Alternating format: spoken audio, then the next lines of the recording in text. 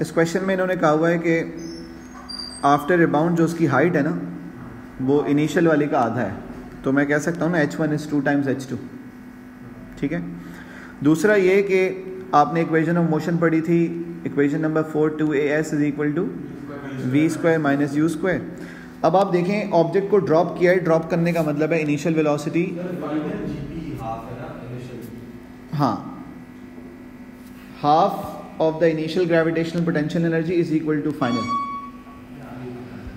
Object को जब drop किया था तो उसकी इनिशियल वेलोसिटी क्या होती, 0, और आप बिफोर कोलिजन उसकी वेलोसिटी है u। ये इन्होंने खुद कहा हुआ है, वरना हम इसको u नहीं लिखते, नॉर्मली हम इसको v लिखते हैं, लेकिन उन्होंने कहा है कि बिफोर हिटिंग द प्लेट इसकी वेलोसिटी है u, और आफ्टर हिटिंग द प्लेट इसकी वेलोसिटी हो गई है v। तो मतलब ये टकराने के बाद जिस वेलोसिटी से रिबाउंड करेगा वो v है, और ऑफ कोर्स फाइनल हाइट पर पहुंचेगा तो स्पीड दोबारा कितनी हो जाएगी, 0 हो जाएगी।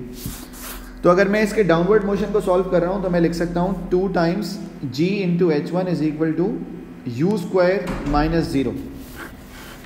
फाइनल वेलोसिटी वॉज u और जो इनिशियल वेलोसिटी है वो 0 है। इसी तरह से अगर अपवर्ड मोशन पर इसको अप्लाई करते हैं तो ये जाएगा 2 टाइम्स माइनस g, क्योंकि ये ऊपर जा रहा है against the gravitational force, into h2 is equal to v square minus u square में मैं क्या लिखूँ, 0 स्क्वायर माइनस v। जी बेटा,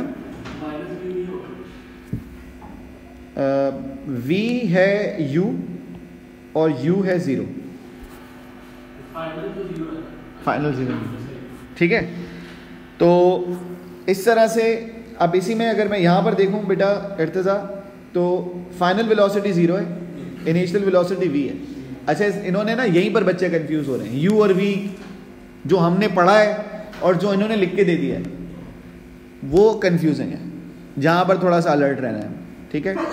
तो माइनस से ये वाला माइनस कैंसिल हो जाएगा बेटा, तो ये हो जाएगा 2gh2 is equal to v square, सही है। अब अगर मैं ऊपर वाली इक्वेशन से 2g को कॉमन ले लूँ तो ये हो जाएगा u square upon h1, subject बना दिया 2g को, और नीचे वाली इक्वेशन से 2g को सब्जेक्ट बनाऊँ तो ये हो जाएगा v स्क्वायर अपॉन h2, और ये दोनों क्योंकि 2g के बराबर हैं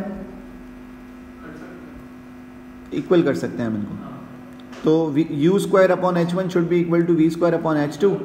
हमें चाहिए v अपॉन u, तो v square upon u square is equal to h2 upon h1।